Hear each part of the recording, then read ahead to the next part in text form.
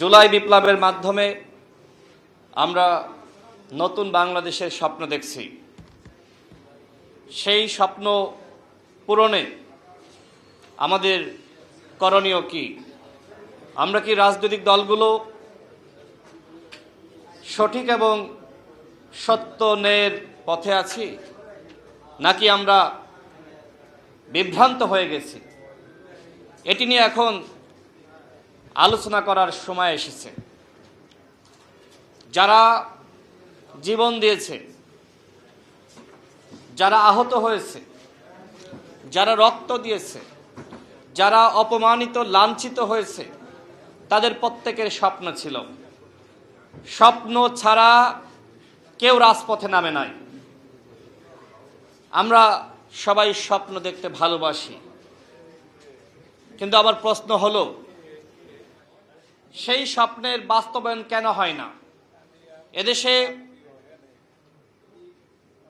90-এ গণঅভ্যুত্থান হয়েছে, ফখরুদ্দিন মঈনুদ্দিনের বিরুদ্ধে আন্দোলন হয়েছে, এদেশে ৭১-এর মহান মুক্তিযুদ্ধ হয়েছে, ৬৯-এর গণঅভ্যুত্থান হয়েছে, হাসিনার বিরুদ্ধে আমরা ১৬ বছর লড়াই করেছি।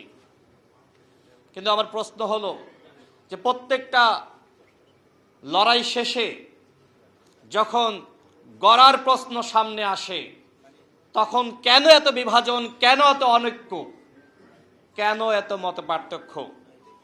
পৃথিবীতে যে দেশগুলো গণঅভ্যুত্থানের পরে কিংবা বিপ্লবের পরে উন্নত সমৃদ্ধ হয়েছে, সেই দেশে জাতীয় ঐক্য ছিল, সেই দেশে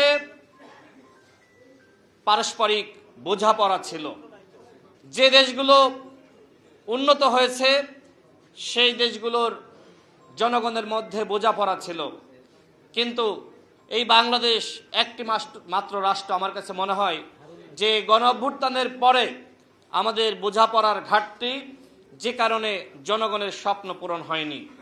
আমরা জুলাইয়ের সাথে গাদ্দারি করি নাই, বরং এই উপদেষ্টা পরিষদে কতিপয় ব্যক্তিকে নিয়োগ দিয়ে নাহিদ ইসলামরা জুলাইয়ের সঠিক ব্যবহার করে নাই। আমি বলছি না তারা গাদ্দারি করেছে, কারণ তারা জুলাই বিপ্লবের মহানায়ক, তারা ভুল করেছে।